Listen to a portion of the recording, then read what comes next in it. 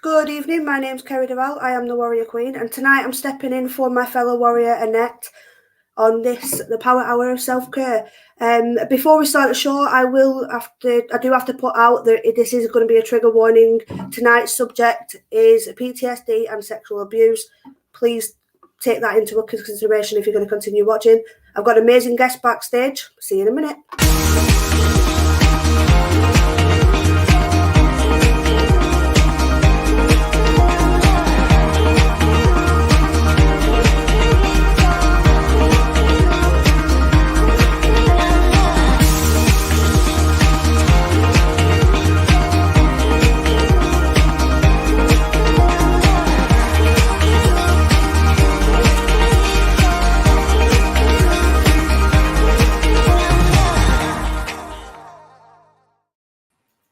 Good evening. Welcome to Warriors. Welcome back. Welcome. It was nice seeing you again. Yeah, it's nice seeing you too. So how have you been? I've been good. Good. Well, we always try and start with how are you, because they are the three most important words in mental health. How are you? They're very powerful words and can change a person's day.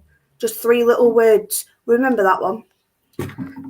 So tonight, as I mentioned, we're going to be talking about PTSD and sexual abuse. So obviously I'm stepping in for Annette. Annette only asked me last night to step in because something's come up with her. So I don't know the full story and details around it. So what is it you and Annette were envisioning for tonight's show? She hasn't told me. Oh, I'm not really sure. I know that she wanted to talk about PTSD, which I live with. Well, I live with CPTSD and sexual abuse, so I'm a survivor of that. So I believe that she wanted to bring some awareness to those two topics. Yeah. So tell us about what you went through, your CPTSD. Oh, that always I struggle with that. I know, right? That's like a real tongue twist. Try saying that 5 times. Yeah. Well, I was diagnosed with manic depressive at the age of 12, and I was diagnosed with post-traumatic stress disorder at the age of 21 after I was married. I had a lot of diagnoses. The CPTSD is a memory that always replays itself, where PTSD, it's triggers that set us off. Where the complex, it's always going. Our wheels are always going. We're always on alert. We're always on guard. We're very, very inward. We're watching our surroundings, checking our surroundings, and that. I think that's the two difference between the two of them. Where PTSD is more of a trigger, like if there's a smell, a scent, or something like that will throw you off and say, "Oh, this surrounding is not good."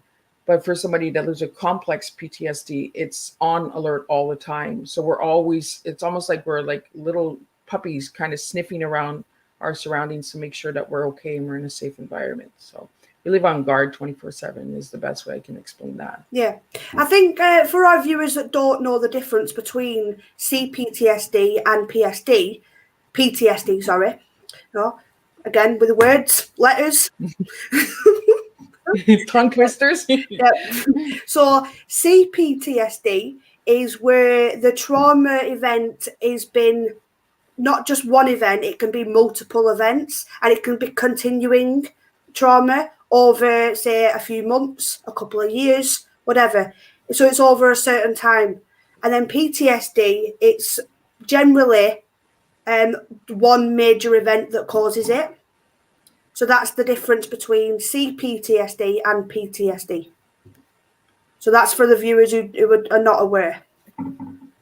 So when you first found out you had CPTSD, how did you react to that? Well, when I got the first diagnosis at the age of 12 with manic depressive, I was confused. I thought I was being labeled. And then when I was labeled at the age of 21 again with another diagnosis, I've lived with a lot of trauma and abuse in my whole life since the age of 4, up until I was 31 when I left my ex-husband. So it was constant trauma after trauma after trauma. So if it wasn't a family member abusing me sexually or mentally, it was my ex-husband that was physically and sexually abusing me, and financially abused, and just it was constant abuse and that. So when I was given the the title CPTSD. I was angry. I get angry when they give me a new diagnosis because I'm just like, oh, you're just trying to label me. And that's not who I am. I'm just an individual that has trouble with certain things because I've gone through a lot of stuff in life. So when I get a new label, I call them labels. I call them jam labels. Just put them in a jar of jam because jams are made differently. But I get angry. I get frustrated with myself, within myself as well, because I'm like, well, okay, what am I doing wrong now to get this label? You know, what did I not add in that jar that they're giving me this label?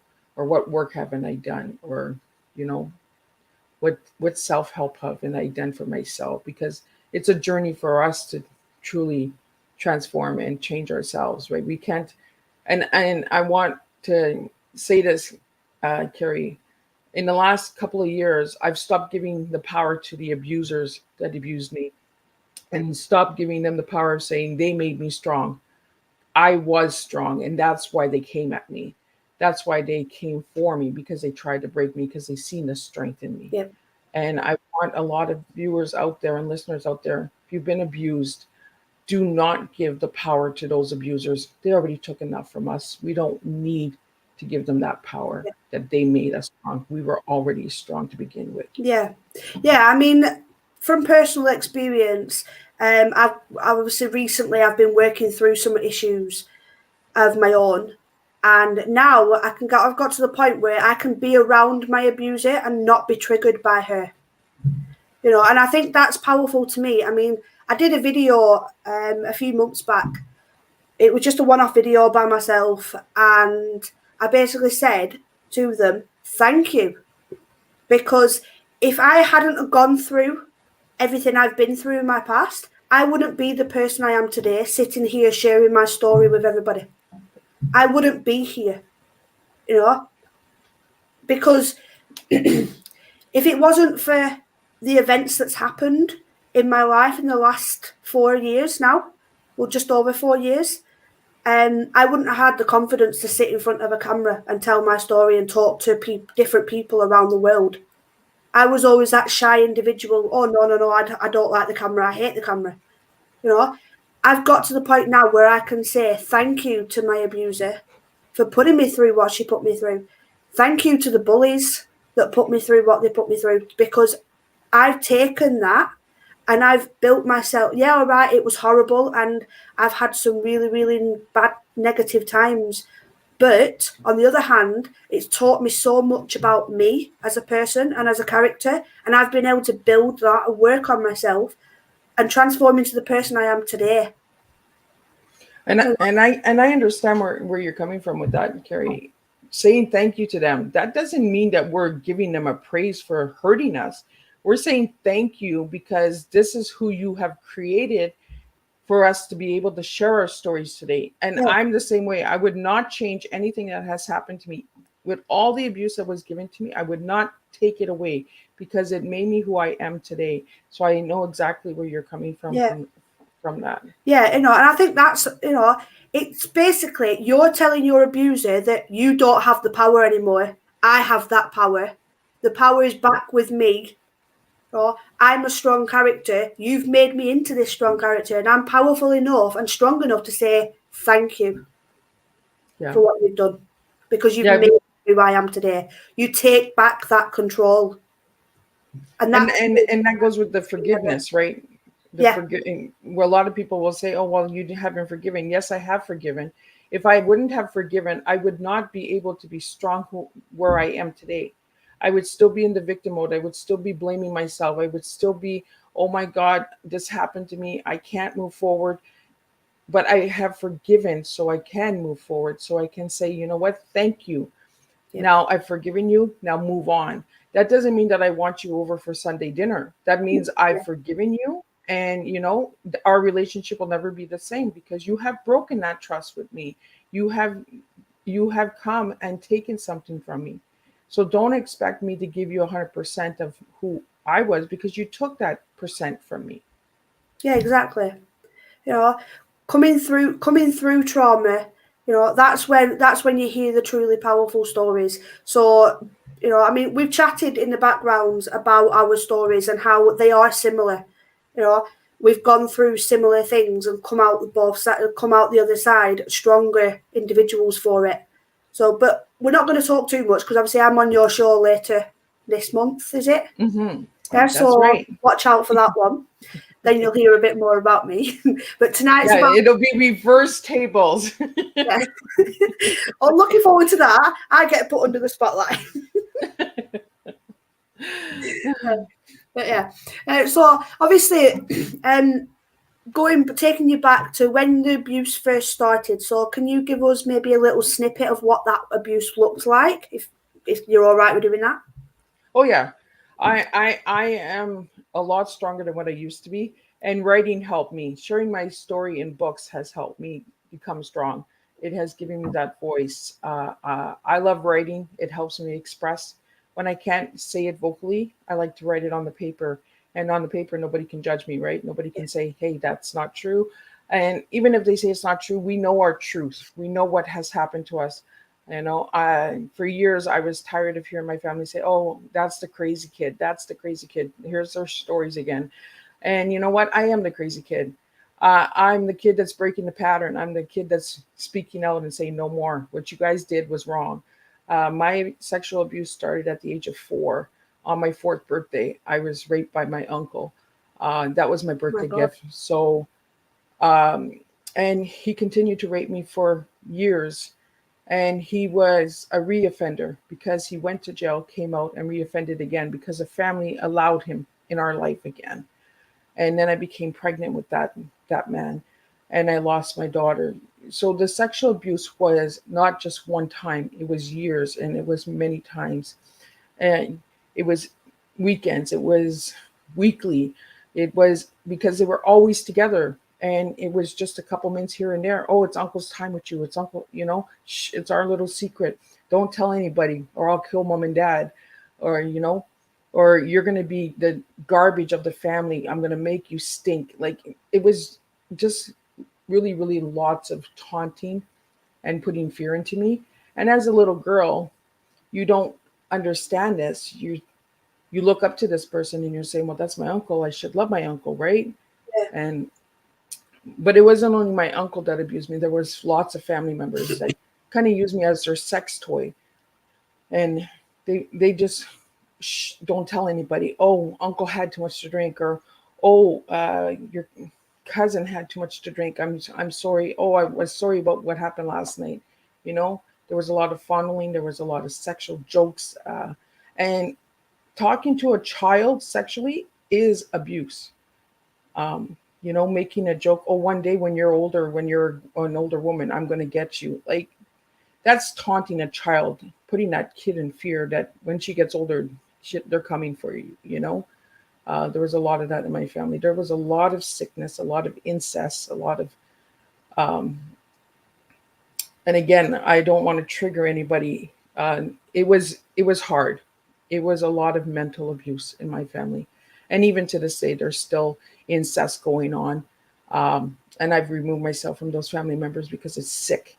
It's not healthy. You shouldn't be loving family members. There's enough people in the world that you don't need to be loving on family that in that way. So, Yeah. um, but sexual abuse goes deep, and it's something you have to recover for life. There's triggers all the time, and it could be the smell of another person walking down the street that doesn't even know your story, but they trigger you because they were in that cologne that person wore, or the gum that they chewed, or the drink that they drank, you know? So you're on constant alert, where the sexual abuse and the PTSD kind of go together, Yeah.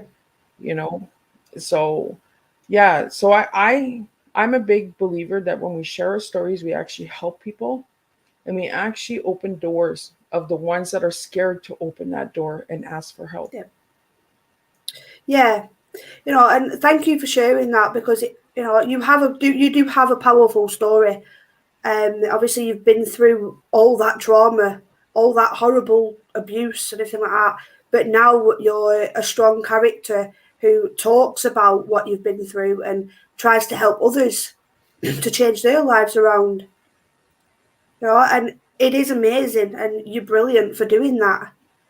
You know, I Well, mean, when you hear the word sexual abuse and obviously grooming, you've got obviously you connect those two together. You know, and it is true what you say that it is a life sentence for the victims because it's not just it doesn't just affect them up until their abuser goes to prison. It doesn't because even though that abuser's gone to prison, the victim is still living with those memories. You know, thinking, why me? What did I do wrong? All these questions are constantly in their head. Why? And obviously, it plays on their mind and affects their mental health in so many ways. And it also affects how they maintain relationships.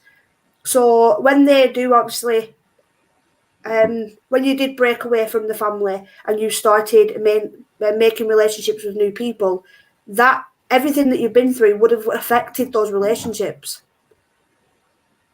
Yeah, absolutely. I moved away from my family in 2005, Kerry, because they're not healthy for me. I have gone back home, but every time I go back home, I get very sick. I get my depression gets worse.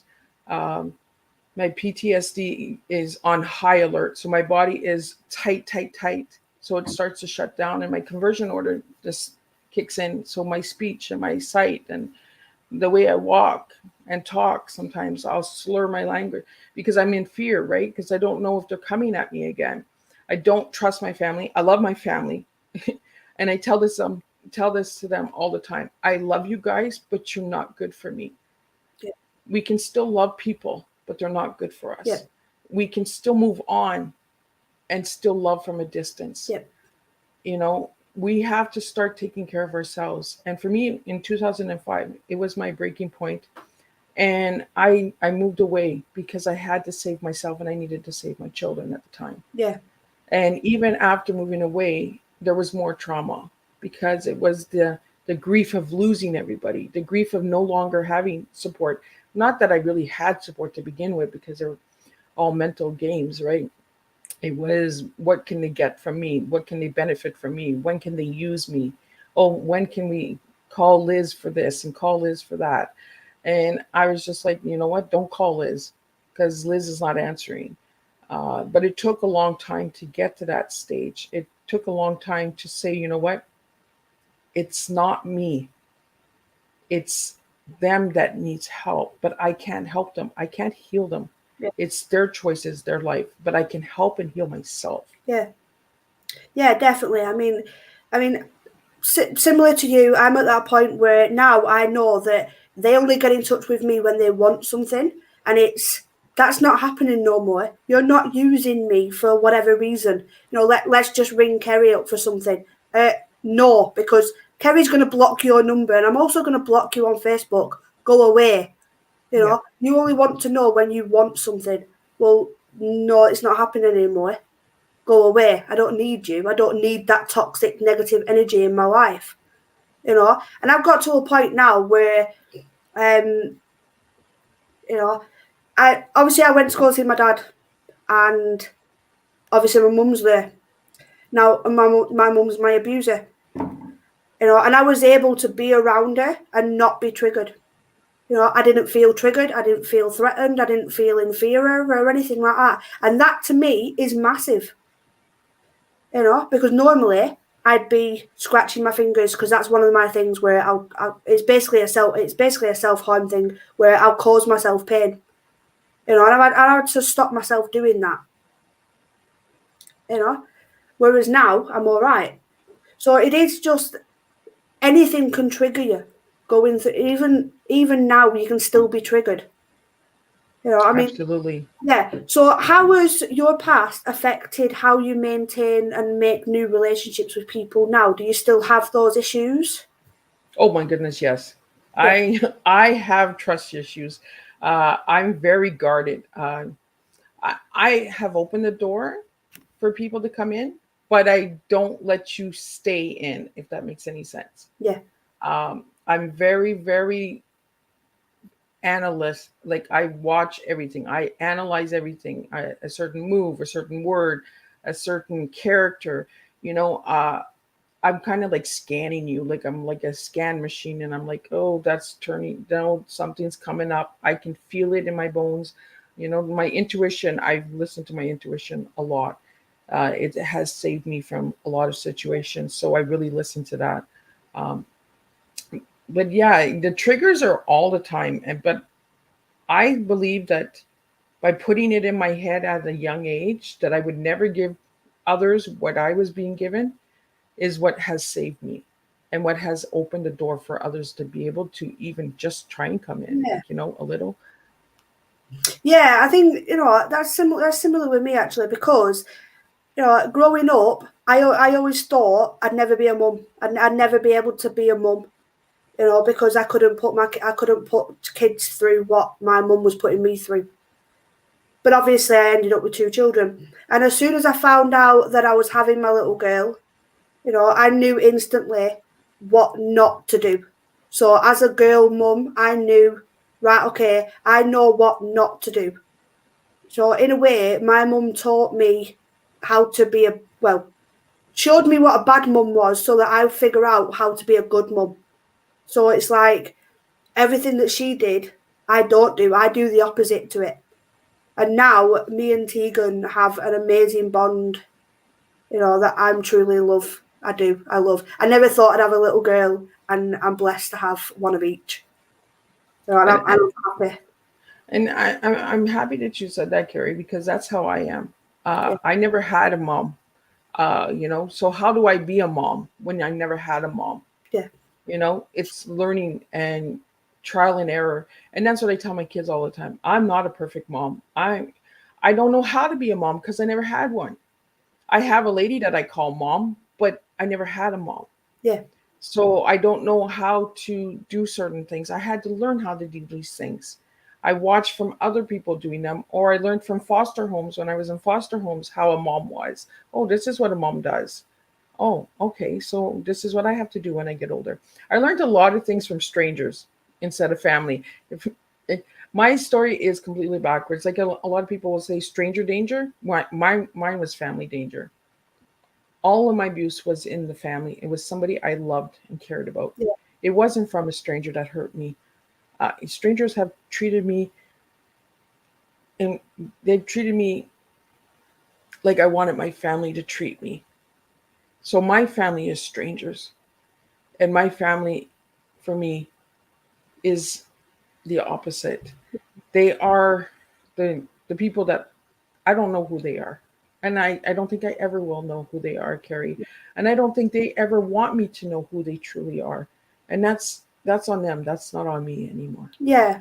Yeah. I think yes, it's okay to teach our children stranger danger, but then I think we also need to teach them that making friends with a stranger can open up a best friend, or even a partner as they get older. You've got to meet strangers in order to make new friends and share new experiences and learn new things. I mean, as an adult, I talk to people I don't know from around the world, and I connect with a lot of people.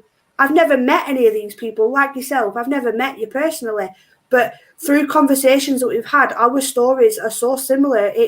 I do feel like there is a connection between us, and it's better. That's a better connection that I have people that I have physically met, Yeah. because I know that in the world in the mental health community, there is no judgment. Nobody judges you in the world of mental health, because everyone's sort of.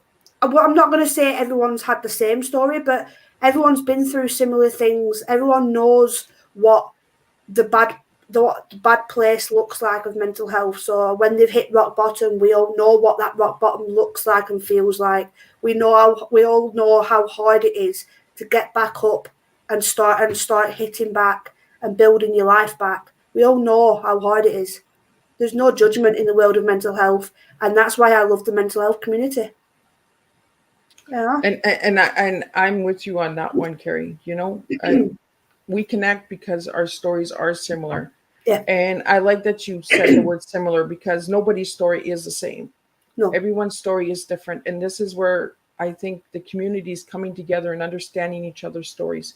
sharing our stories actually brings us together and saying, you know what, I understand your pain because I lived that kind of pain, you know. But that doesn't mean that you lived exactly the same story as me. Our stories are similar. We have similar triggers and that, but we come together as a community. And I think this is where survivors and warriors need to come together and say, I get you, I understand you. Because the ones that don't live it, have never gone through it, don't know the pain, don't understand the pain. Yeah. They can say, you know what, oh, I get it, I get it. No, you don't get it because you never lived it. It's like being a doctor or a teacher. If you've never been a doctor or a teacher, how dare you say that you understand what those people are? You've never lived their lifestyle. You've never done the schooling, the education for them. So how can you say you understand them when you don't? Yeah. Because you never lived it, you know. And I'm a big believer that if we talk about things that we've never experienced, we're doing more damage. And that's why I feel like on the mental health warriors, there's no judgment. Yeah. Each of us, our stories are coming to the table. Each of us are sharing our pain, and each of us are coming together and supporting one another and saying, you know what, I understand what you're going through. Yeah. And Kerry, I really understand your pain because we do have similar stories. We do have the same. Both of our abusers are Yeah. females. You know, it's not always a male, but our biggest abusers are females, where we're not speaking about that. We're not speaking about females hurting females. We're speaking about a female and a male, but we're not speaking about a female and a female or a male and a male. You know, maybe that's what we need to start sharing is, you know, it's not always the opposite sex that's hurting us. Yep, exactly. You know, I mean, females can be abusers just in the same way a man can. You know, on the opposite section, a female can be a victim, but so can a man. It's not. It's not. It's not just females that are victims. Men can be victims too. You know, on the mental health warriors, we do always shout out that, you know, men's mental health is just as important as females' mental health. It doesn't matter if you're male or female. Mental health affects everybody at some point. You know, I mean, there is a saying that mental health does affect everybody at some point in their life. It might only be for a few months, you might have a mild depression, but it will hit you at some point. You know, something major happens. So maybe, you know, and this is only an example, so I hope I'm not going to trigger anybody. It may be there's a tragic accident and you lose your partner or a parent or a sibling. You know, you're going to feel something from that. That's, you know, losing that person, it's going to affect you in a different ways, because obviously death affects you in different ways. Mental health is not a one size fits all. It's going to affect you in some way. It is.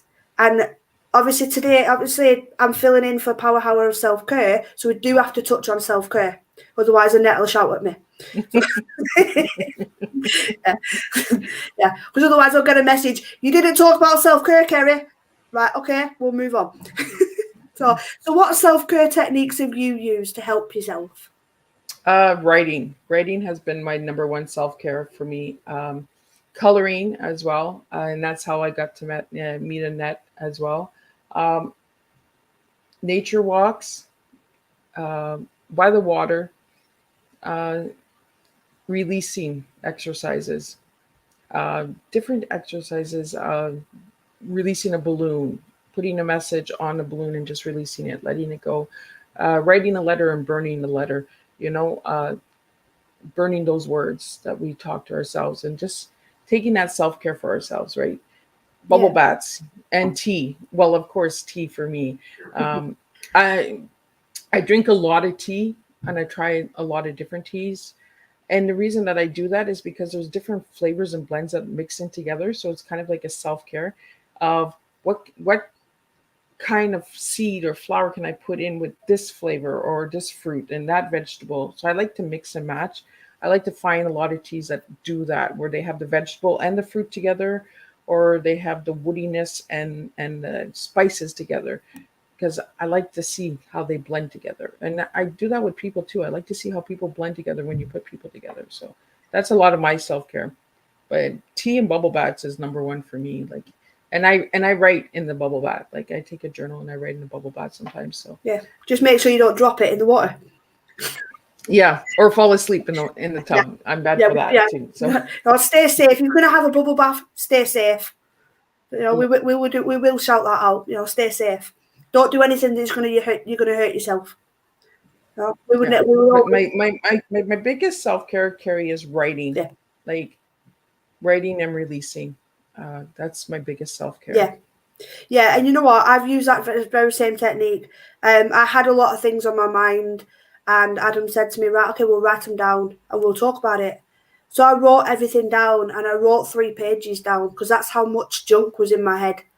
And instead of talking about it, I just ripped him up. I ripped him up and I threw him away.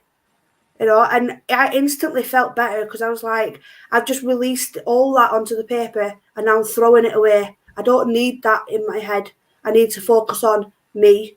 And obviously I did some extra self-care. So I've recently got into yoga. Oh. Yeah. So obviously I followed a video on YouTube first. I went onto YouTube, found a video, and I followed that video.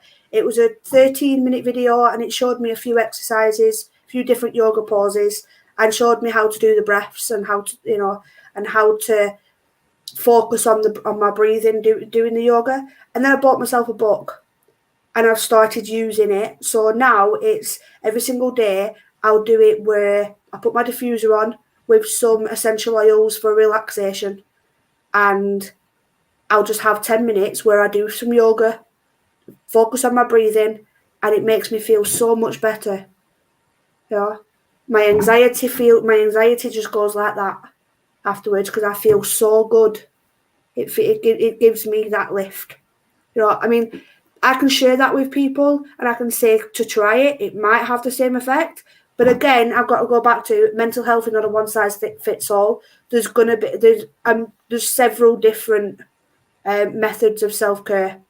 You know, there's probably more than several, but you know, I don't know everything. You know, but you've got to find the self-care that works for you as an individual.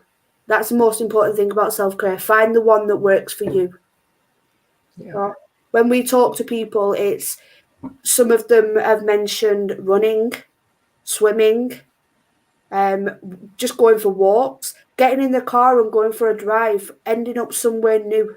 And then they just sit there and they take in the nature around them, the nice, quiet, secluded spot that they've found.